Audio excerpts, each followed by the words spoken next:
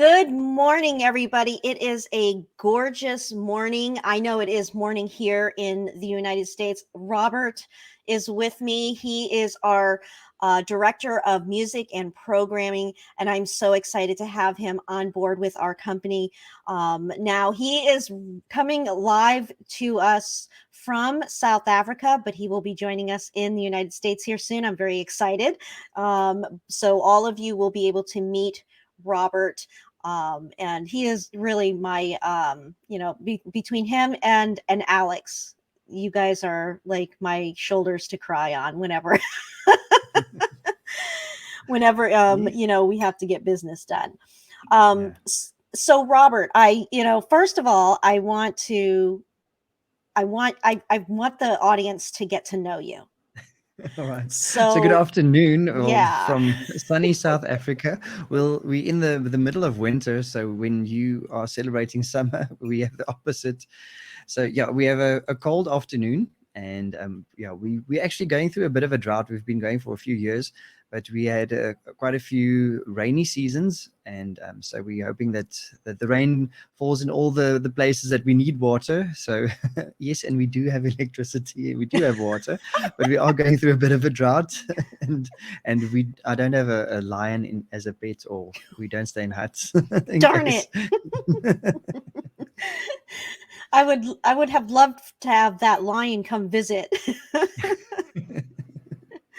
Yeah, I think people tend to see what media presents on television. Sometimes, if people think of Africa as a country instead of a continent, and I mean, there's so many different countries, and South Africa is on the bottom, the southern tip of Africa, and we have 11 different languages, so it's quite a fun place to be at. Yeah, you speak English, and then what is the other language? Sometimes you try to get me to say the languages stuff, but I can't do it. So okay, so in high school, well, my mother tongue is Afrikaans. It sounds, it's almost like a derivative of Dutch. They used to call it kitchen Dutch. It was the language that the people would speak in the kitchen, literally. So it's if you are Dutch, you should be able to understand Afrikaans. So as ek Afrikaans praat, behoort julle my te verstaan. So just saying that you'll be able to understand if I speak Afrikaans, and it sounds very similar to Flemish as well. And then one of our native languages that we have in Africa, in South Africa rather, is called Xhosa. So you'll hear because of the percussiveness in it. So it's spelled Xhosa, and it is what they speak in our province. Or we, like America has states, we have like little provincial areas that are a little bit smaller. Like the size of your states is basically the size of our country, so it's a little bit on a smaller scale. Wow, that is small, except for Texas. Texas is huge here. That's huge.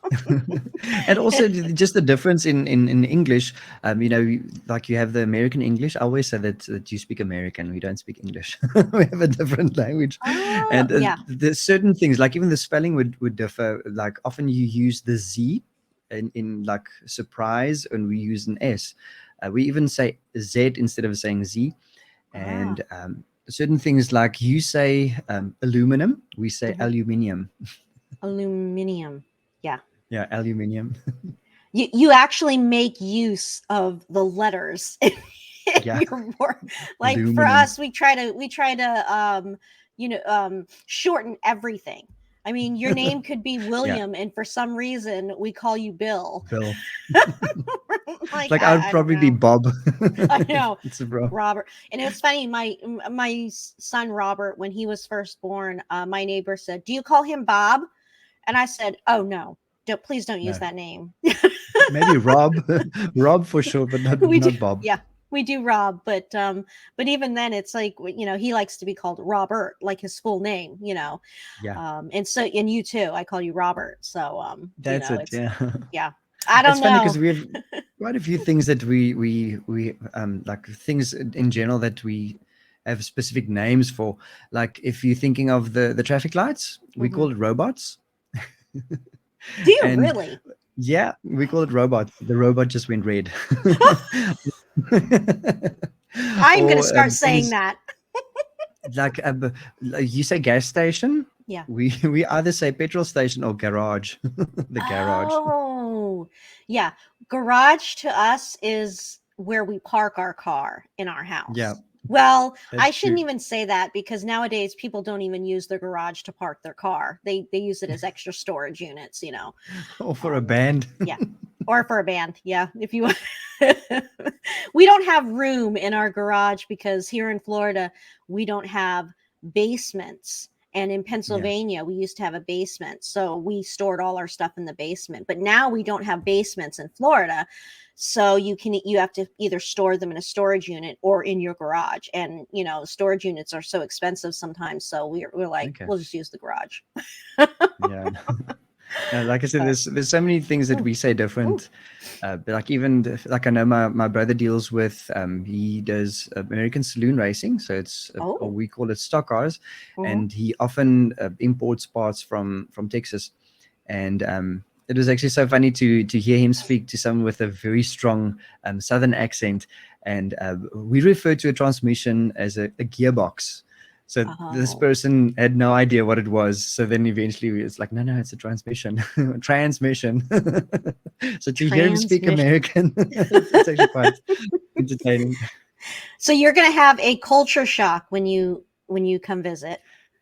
Yeah, Um, I'm still waiting to go and visit Target because that's been my my promised destination to go and see what Target's like. Target. Oh my! You hear that, Target? I mean, really? But I got to have you come visit the small businesses over here because we got to support the small Awesome, businesses.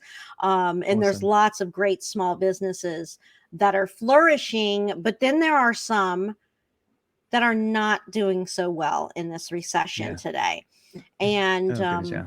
yeah, we're going to talk a little bit about, um, you know, with Launchbox. What we do is we like to give, you know, innovative ideas, new discoveries, some, you know, some ways to lift your morale as a business owner, and to use your resources, Mm, or find new ones, and which is yeah. in which case we like to call future ready businesses. And we're going to discuss a lot about artificial intelligence today, future ready businesses, some new discoveries, and just a lot of great things for small businesses and for independent, you know, solopreneurs is, you know, really the term that we use.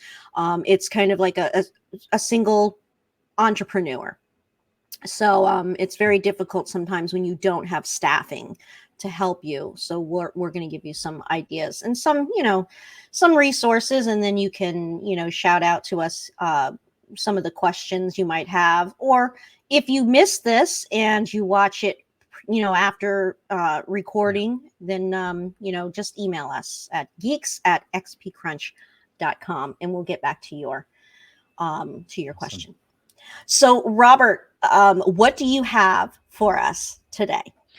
Okay, so I'm going to speak on platforms and social media.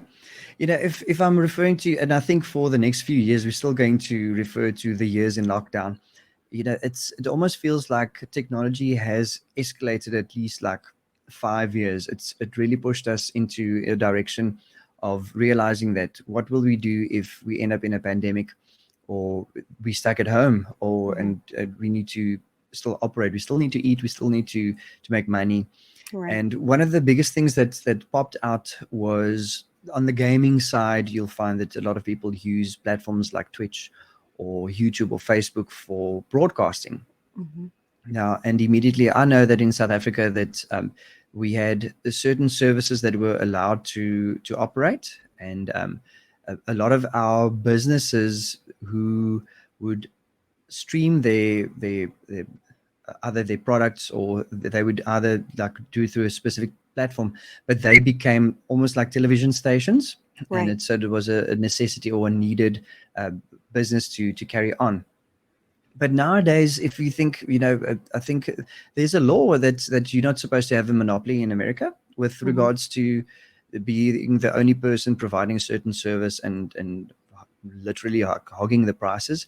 We've Right. seen quite a few different platforms arise in the last 2 to 3 years with regards to streaming platforms. Mhm. And I've done a bit of research just to see like what are our options nowadays with streaming. Right.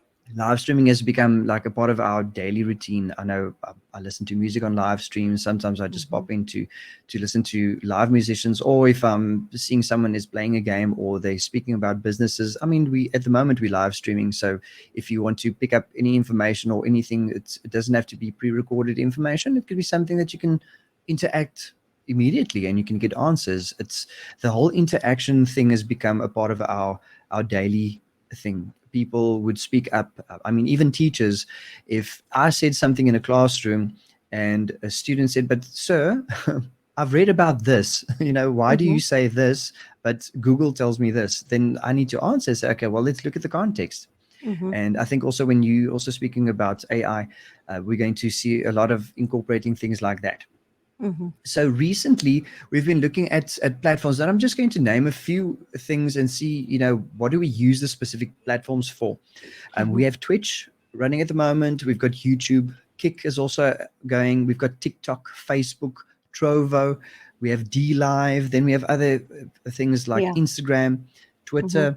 Uh, all these different platforms, and each one has its benefit and its flaws. Right. Where if we're looking at live stream media, we probably focusing more on things like Trovo. We're looking at Kick and Twitch. It is something that you would use to literally click go live and you live broadcast. It's not a pre-rehearsed type of thing. It is something where you might have a script next to you, but it's something where people can interact immediately. YouTube would probably look at something that would be recorded uh, information. It's something Mhm. that you can look back on. If I taught a class or something, I would upload it to YouTube and people can use it as reference. And then with TikTok and Instagram and Twitter, those, and even like platforms like LinkedIn, which is more business related, you can use on a daily basis, where you can have like little short videos posted or little ideas or currently checking in somewhere.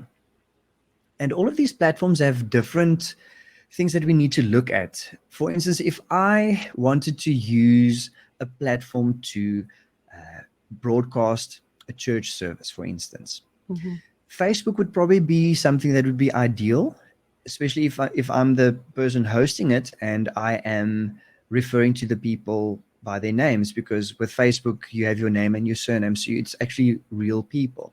Mhm. It probably would not work that well with a Twitch community, especially if you're thinking of a contemporary Christian platform. If you and you have someone by the name of Dark Soul, for instance, you can't like, "Good morning, gods," it's like Dark Yeah. Soul or something. So that won't be appropriate. Yeah. So people have done things like that, where they actually have like a gaming community to interact, and then they'll have like a almost like a collaboration of the different platforms, and then they'll have people that will service specific things. Mhm. um, Twitch might it's that has opened up so much, because we have people who are gamers, who are movie reviewers, musicians, artists, so that caters for quite a few things.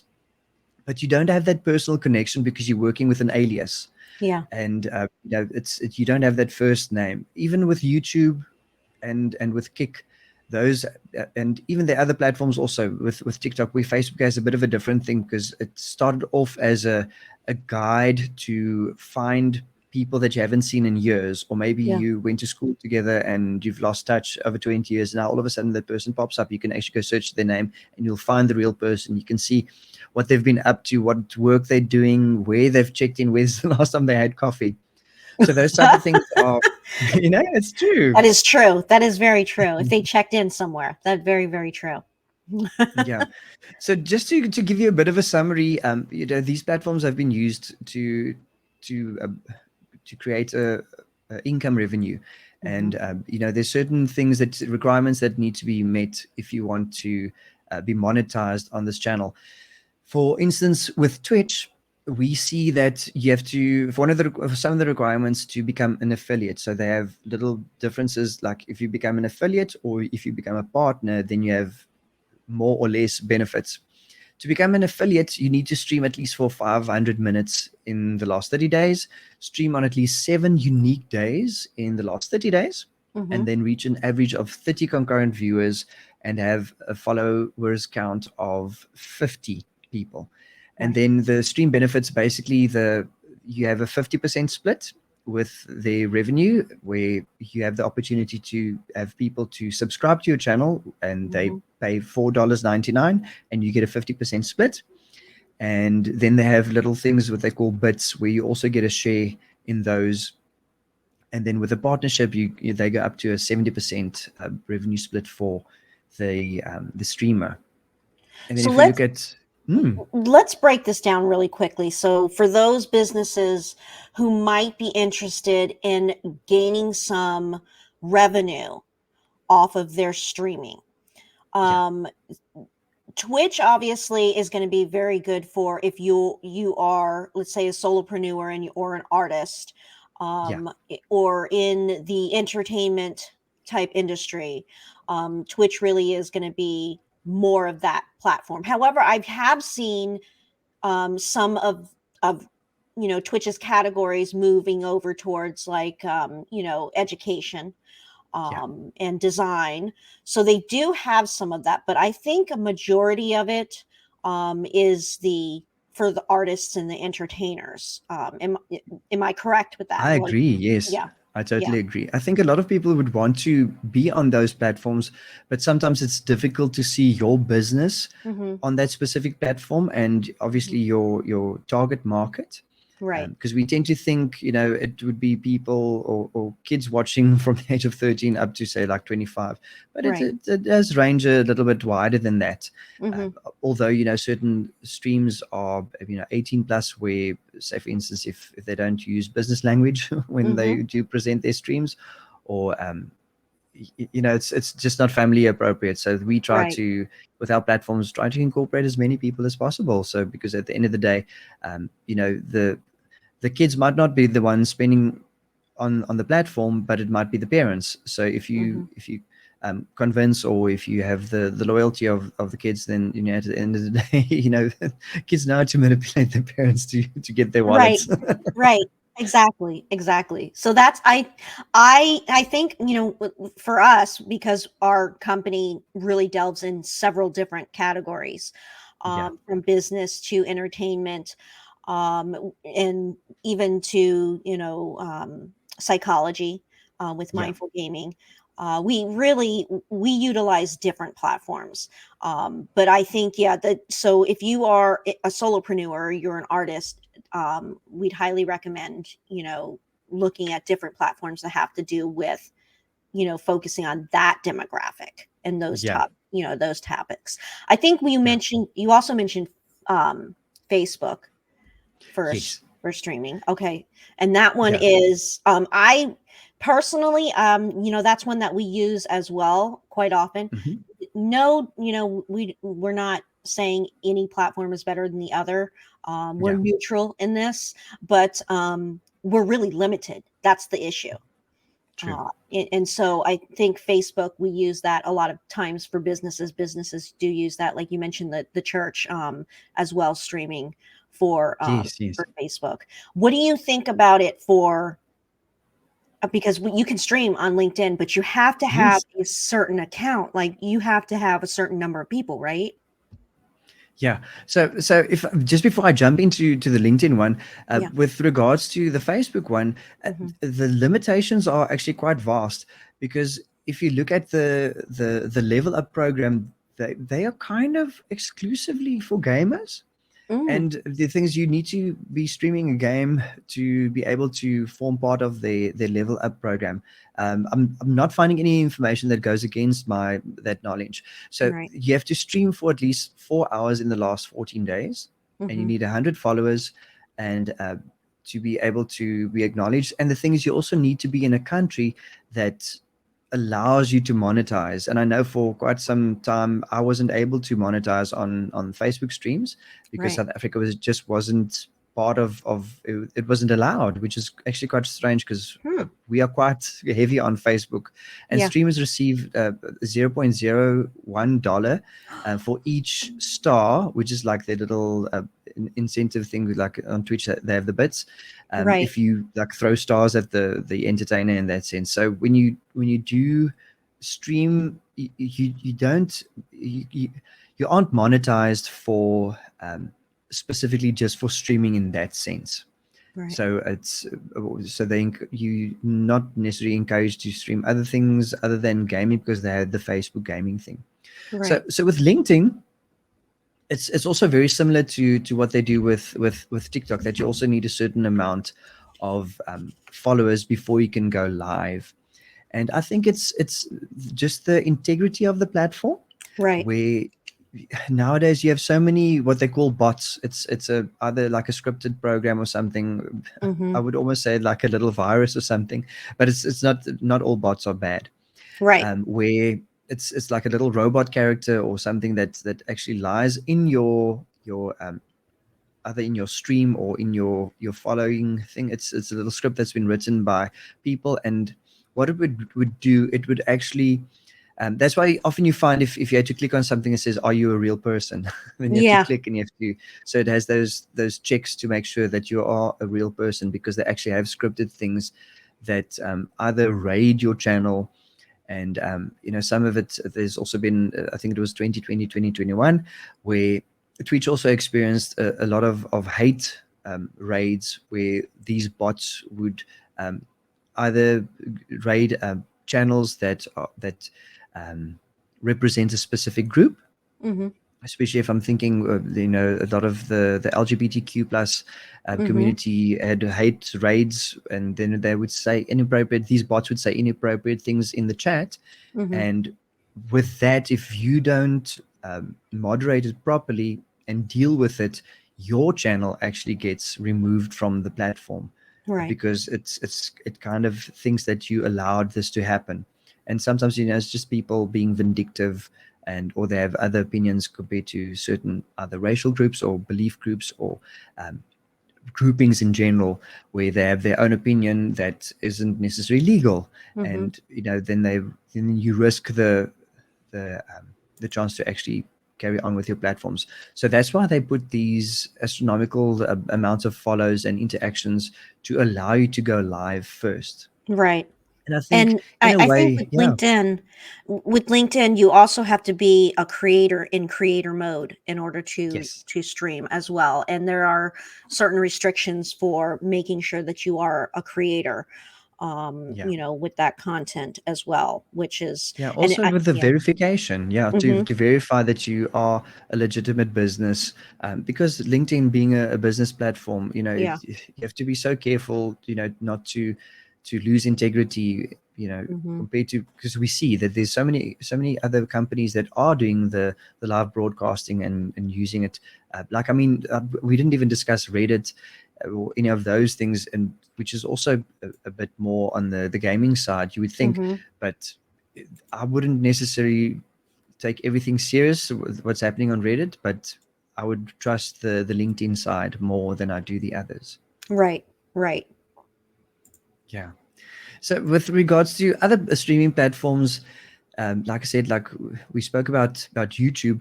Now, YouTube, to me, it's also content that you would either upload things to YouTube and then people can go and view it afterwards. Like I know just in school, if I want to go and listen to a specific artist, or I want to look at cover versions of songs and I want to teach it to my students, then I go to that as an online resource that is not necessarily like I don't have to interact. I can just go and click on it and I'll be able to see it.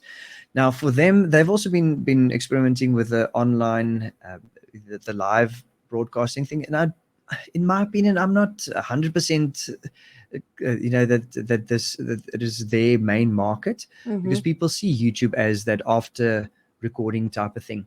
So Yeah. to get early access for you as a YouTube partner program, you need to achieve at least 500 subscribers, and I know that's what that was like a early access type of thing.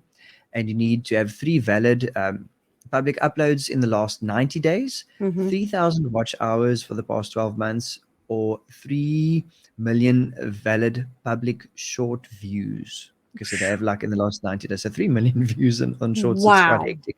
So that was Wow. like the early access program. But Mm-hmm. in general, on average, YouTube channel monetization ranges from 0.5 cents to $6 per thousand views, Mm-hmm. and Mm-hmm. they've upped the ante in having you needed 1,000 subscribers and 4,000 hours for views on your content, on the longer videos, not the shorts. Wow. Well, Yeah, and just listening to the statistics of how to actually profit off of streaming, right? yeah, From all of these platforms, it almost feels like it is an impossible feat. yeah, It's very, and I say this with a grain of salt because I'm a streamer, right? yeah, Um, First of all, if you're going to do this, you have to be consistent, yeah, and you have to build that following, which means getting the word out. Marketing is very important. Outreaching to the community. I think for businesses, really, it can be done. Obviously, it yeah. can be done, but I think it's harder for a Mm, lot of small businesses because obviously the large businesses already have the following, right? yeah, They've already built that up over the years, but for small businesses, sometimes I think streaming and actually making a profit. Now streaming is a good thing, and that's a yeah. totally different topic in and of itself, but Yes, making a profit off of streaming yeah. is It is where hard it work. becomes difficult. Yeah. It is hard work because the thing is, if you're thinking as a solo entrepreneur, if you want to become a streamer, Hmm. people have this misconception where, if I become the streamer, I'll become famous, I'm going to go Hmm. viral, and it's going to Right. happen now. Yeah. And it's not true. If you think that streaming, as a full-time career is something that you just do 1 hour a week, you've got it completely wrong. Because it's the Yeah. thing is that you should invest the same amount of time as what you would do in your regular nine to Regular five job. where if it's like 40 hours a week or 45, imagine if just looking at people who are full-time streamers, if they Hmm. really invested 45 hours a week into their content, Yeah. you'll see a huge difference in the focus of that. So Right. that's why the other social media platforms, if streaming is not your main focus on, from the marketing perspective, we have things like Twitter and Instagram that, I would encourage, and even streamers use that to extend the discoverability of platforms like Twitch, where Right. it might feel that it lacks a bit of discoverability, and Hmm. you're competing against these huge streamers who've been going for a few years already. Where Instagram, it started off as a platform where you just uploaded pictures and you had your comments, how you felt during the day, and it's expanded to having videos or reels in this sense, and you can also uh, you can get an income from the from posting. But what makes it nice is that you can actually have like a little shop. Say for instance, if you are online Hmm. with selling clothes, for instance, or toys, or any form of art, or anything that you can sell, Hmm. they have an option where you can tag your product and you can actually have like an online shop. So that would probably be suited more for people who aren't that familiar with the online streaming platform, and they Right. don't have the money to pay for someone to become their social media manager and run that. But Right. you are able to post every day. Whatever. If you are drinking, if say for instance, if you are drinking a cup of coffee and you are promoting jewelry or something, make sure Yeah. that the rings that you wear are in the picture and you can tag that Absolutely. product. Or maybe you're doing your makeup in the morning and you're putting on your earrings or something, and it's a product that you can sell. Take a picture with that, put it on Hmm. Instagram. And I Hmm. know Twitter is very, very big in the States compared to South Africa, where Facebook is still like our Twitter thing, but we're waking up, we're getting there. And Twitter is also, and they interlinked, where if Hmm. you post something on Instagram, it will have multiple posts on all the different platforms, and you Right. can link them all. So that is actually quite a Hmm. nice functionality with it. So if you're not necessarily big on broadcasting, or that is not it's completely not your business, Hmm. then using social media in that sense to set up an online store that is also still available, and it's actually quite Right. nice tool I to know use. I know a lot of small businesses who do not utilize the functionality of social media to its full extent. Yeah, There's certain things that a lot of small businesses still don't understand with social media, even though let's say it's been around for such a long time. There's still certain things that small businesses can be doing to help increase their marketing and off a small budget as well.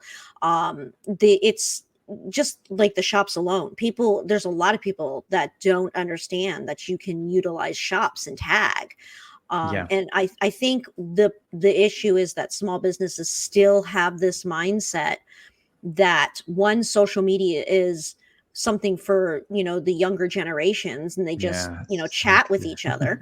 Yeah, And two, that the social media is just for posting pictures and sharing everyday personal things, when that is not the case. And I think in another episode we can discuss for even further each one of these social medias and yeah, how we can utilize them, and actually show an example of us doing something with the social media, and what you can actually do yes, to make that profit, or to even not just make a profit, but to, if it's part of your marketing, to yeah, get that out. But I mean, I everything you've been talking about really is, there's so much more in depth to each yes. one of them. Yeah, Mhm. and this is only the tip of the iceberg.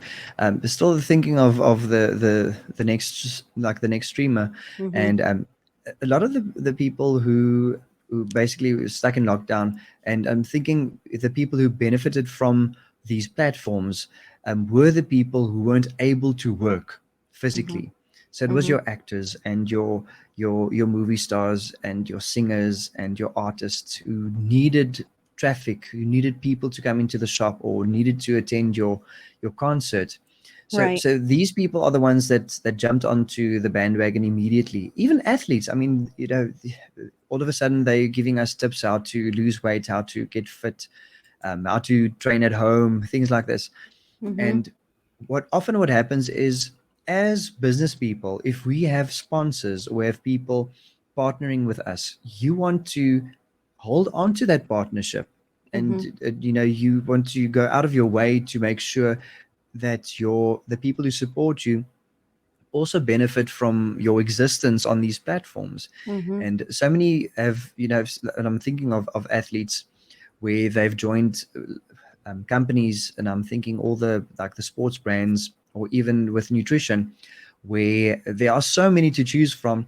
But if they chose a specific brand, then often what would happen is that they'll have an affiliate partnership, where you can see your local athletes, and they'll promote the brand.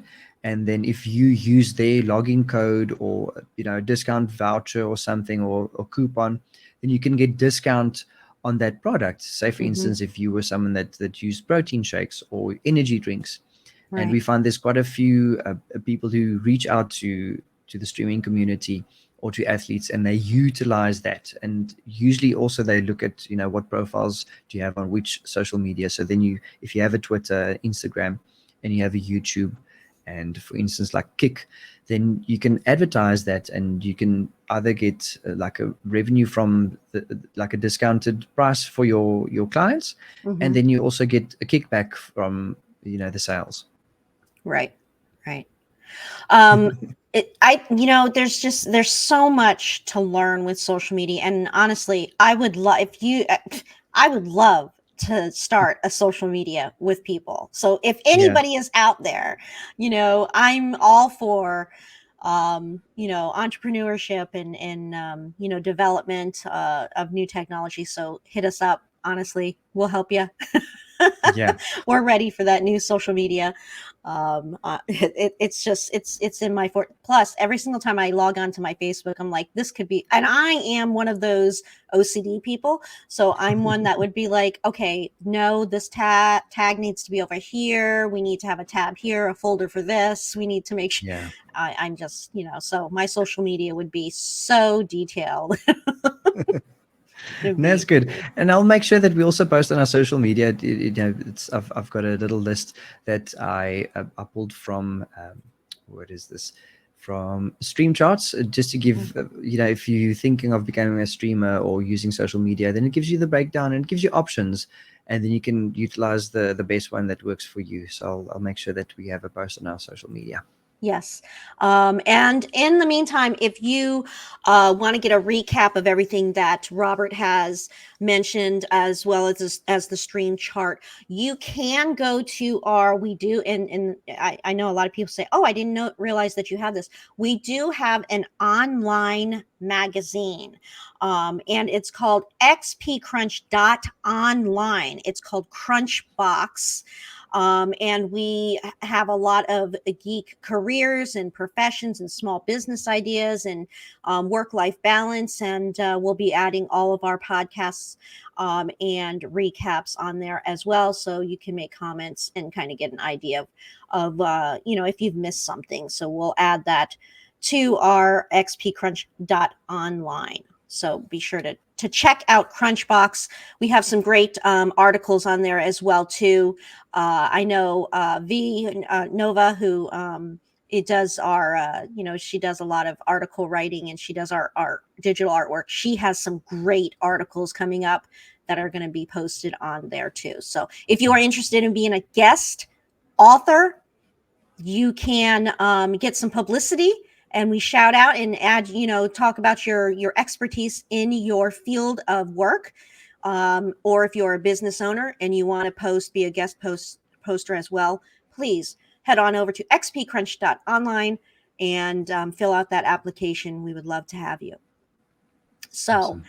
Wow, there's a lot with social media. And, like I said, I think we're going to have a separate, episode all about social media. But social media, Robert, you and I both know, is not the only way to keep your business going and become competitive in the playing field when it comes to business.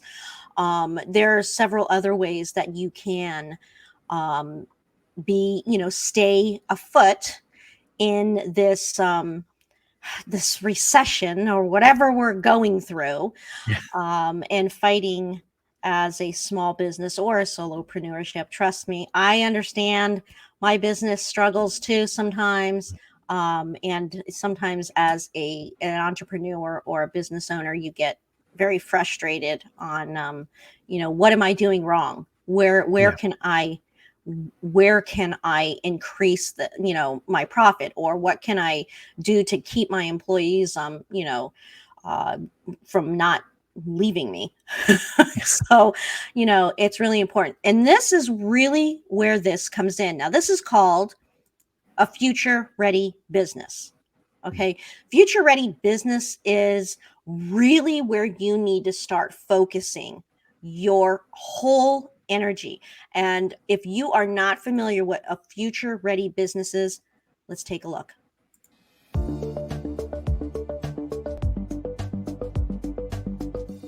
Modern operations is required for a future-ready business. Well, when I say that, what does a future-ready business even mean? A future-ready business is a business that can adapt to the changes that are happening in our world that are often unpredictable or even unprecedented.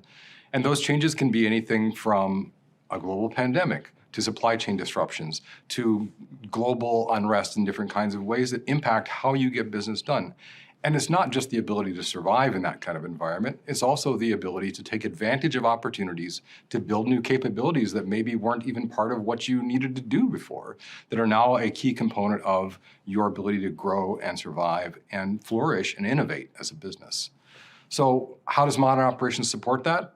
Modern operations is necessary in order to have a future-ready business because it's the capability that ensures that innovation that you do in order to respond to change is actually delivering value to your clients, that it's actually available, that it's reliable, that it's secure, that it has those qualities so that when someone logs into your website or one of your employees sits down at their desk to get something done, that service is there. They're able to get their work done easily and move the business forward.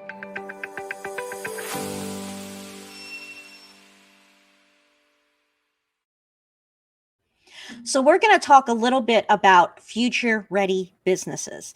And all of us right now as a small business owner or solopreneur, we're really finding it hard to keep up with these larger scale businesses, especially when especially if you're at a retail. When you're in retail, you have companies like Amazon that you have to compete against. You've got the shipping costs, and you've got the labor costs, the logistics, the transportation, all that other stuff that you have to put into consideration. You actually have to kind of make up for that with your your profits and your losses, return on investments, and so forth. So it's very difficult in this economy right now to work against and compete against those large scale businesses. So how do we as a small business really become future ready? And if you are a future ready business, this is going to make or break your success in a hard world right now. And so, obviously, with recession, we know that there's good and bad things. Recession really does dwindle down those companies that are already struggling. So if you're already struggling and you hit a recession, it might be time for you to kind of reconsider. Do you want to try to invest more money to save your business? Do you want to decide to try something else and get out of the business that you're doing? Or is it time for you to just be very innovative and creative and upscale a lot of your ideas that you had written down previously? So it can kind of get rid of those I shouldn't say get rid of, but it kind of really helps entrepreneurs decide and make those deciding factors on the changes in their lives. Whereas before we might just hang on to something because, eventually it might succeed, right? So we want to make sure, once something like this happens, it's probably time to reconsider something else or to put your energy towards another portion of your business. In recession, it also builds up new businesses because people become innovative, they become creative, they decide, you know what, I've got to do something to survive in this. What is it that I need to do? And that's when a lot of the creativity comes around. So future ready business, if you are wanting to salvage your business, or if you're looking to start a new one, future ready business is really breaking it down. Success in this new world for a new breed of businesses is basically fueled by data, right? Human-led businesses, they're able to effortlessly reimagine growth. Okay, so what do I mean by that? Engineering, innovation, creativity. These are called future ready businesses. And there are 5 things that you can do to get your business future ready, right? So we're going to talk about these 5 things really quickly, and we won't spend too much long. I want you guys, if you are really interested in this topic, start doing your research on future ready businesses, because I don't know your business.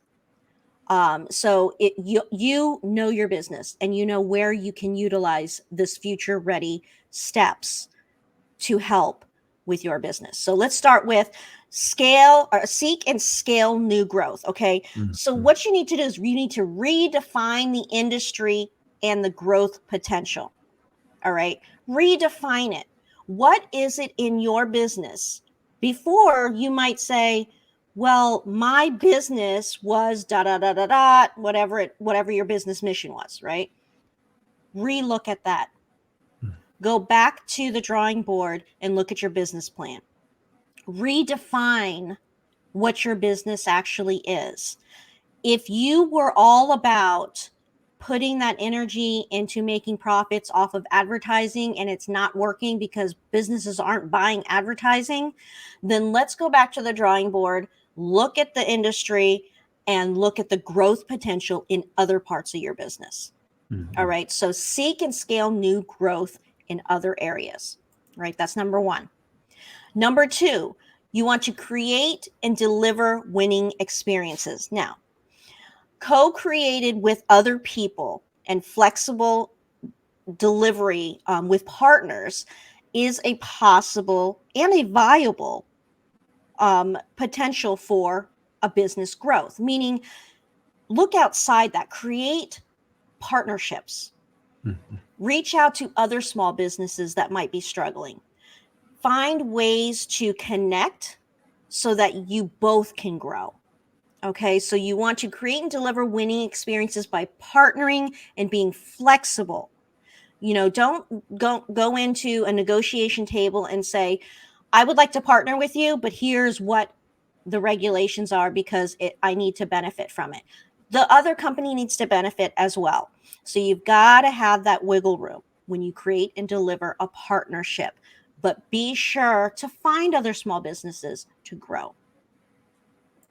So the third one is you want to put power to the people, right? Human growth is very important. Now, later on, we're going to talk about AI. Okay, we're going to briefly discuss that if we have any time. Otherwise, we'll do it for another show. But human growth is very important. And let me put it in this perspective. When I was a marketing director for another company, this was like 30 years ago, and they were struggling. Where do you think they cut back? Marketing. They cut back on marketing and sales. Yeah. Now, why would you do that? If you're going to cut back anywhere, you need to look at other places because human investment is very important. You're not going to be able to do everything on your own.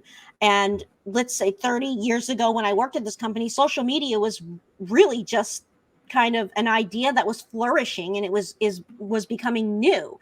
So it wasn't like they could just jump on and say, I'll do the social media myself. So you have to look at, if I need to cut back, and I understand, trust me, I understand that cutting back is where everybody goes in a recession or where they need to save. Okay. But you have to understand the marketing aspect or the sales aspect or your human resources aspect. There's certain parts of your business that you can't just scale back on. Human agents provide new growth. So you want to power your people. You don't want to remove them from the scene. Okay. If you can, you really want to try not to do that. But I understand how hard that gets. Yeah. Number 4, unlock trending values. There is great information out there on trends. Now, I know a lot of companies are saying, I don't want to just jump on the trend bandwagon. Everybody's going to jump on a trend. But here's the thing. Go look at the trends. What is out there? What is selling? What is the most looked up hashtag?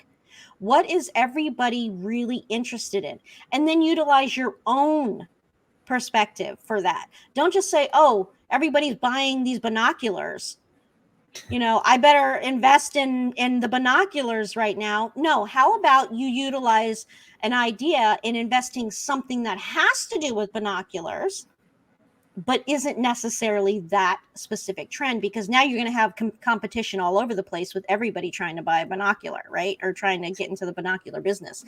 So try to utilize ideas and invest in, of course, your resources for trending. So that's really an important thing to help build up, your avenue of profit in other ways of your business. So so make sure that you're looking up trends. I know that a lot of people don't want to jump on the trend bandwagon, but it is important, and it is important to see what is selling and what is not. All right. And the last thing that we want to do when you want to be a future ready business is you want to embrace sustainable purpose, right?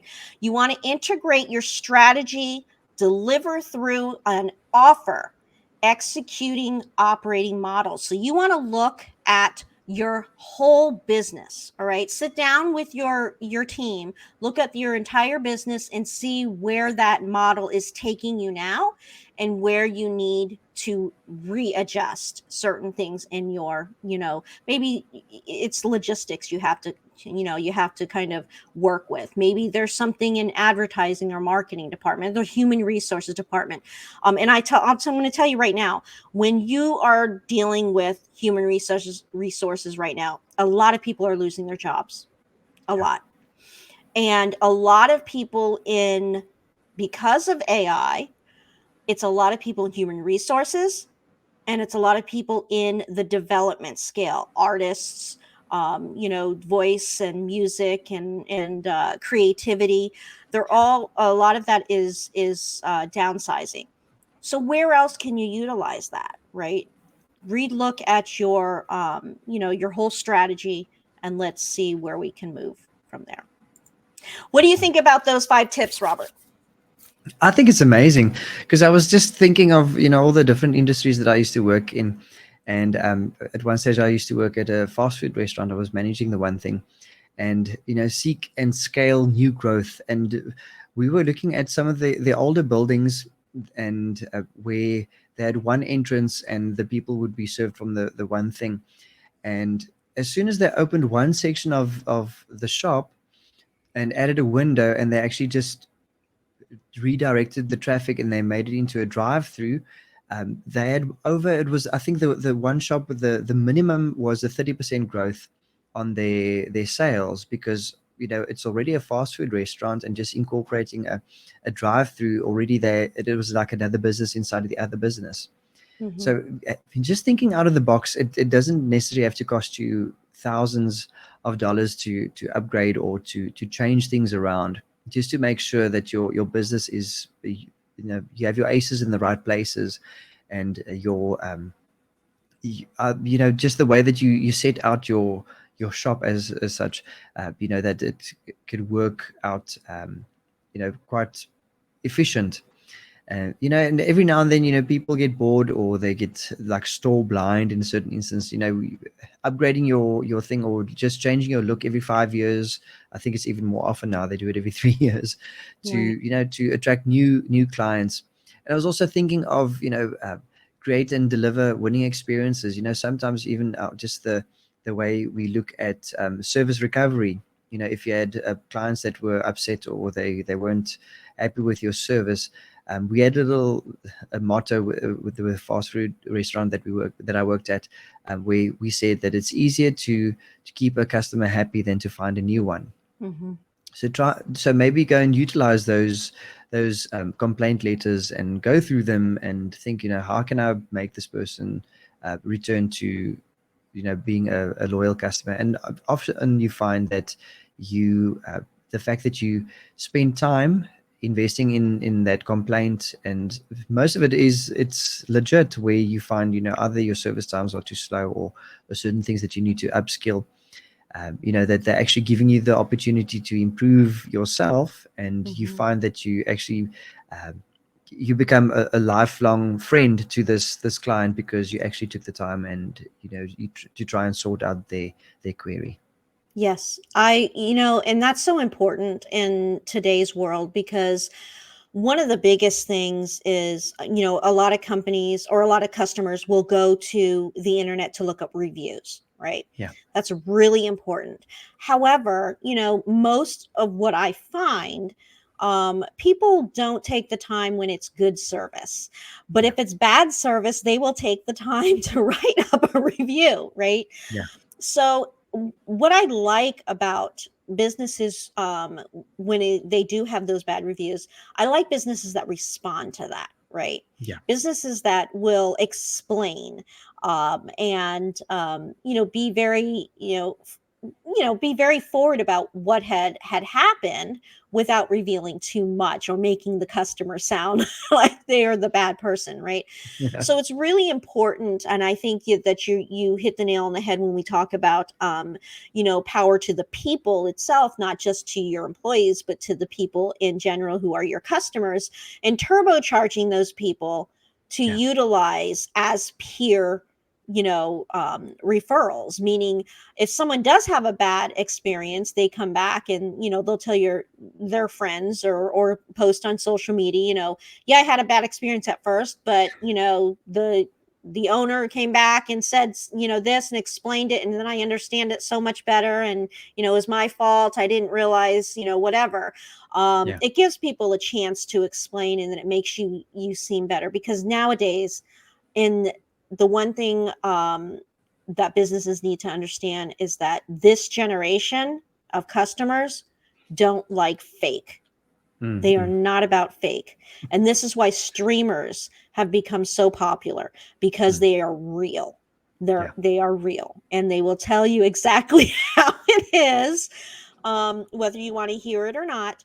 And I think that's, it's a good thing that, so, because I don't want to be fake. I there's nothing worse for me than getting on a stream and being fake. I just like being myself. So it makes my job much easier. I don't know about you, Robert. No, it's enough to try and be one person, to try and act to be two different people in one brain. One brain. Oh my goodness. So we had some really good discussions. We don't even have time to go into the AI right now. No, let's keep it for next time. Yes, so we will, our next time, keep updated with us, because every Thursdays at 8 a.m. we are coming at you for LaunchBOX here on XP Crunch, and we will give you some tips, advice, new discoveries. And I have so many great new discoveries that for businesses and resources that we can go over. And then, of course, the delving into every single one of those social medias is a full episode in and of itself. But for small businesses who are joining us today, please go to our xpcrunch.com if you're interested in getting some of your media and streaming. If you want to find out some more about our classes that we're going to be delivering for businesses. Also, we are looking for guest speakers on the show, as well as guest writers for our online magazine. Just go to xpcrunch.com. You'll be able to find everything there. And you'll also be able to find all our streams, because we work 24 hours a day, 7 days a week. When we're not working, we're working.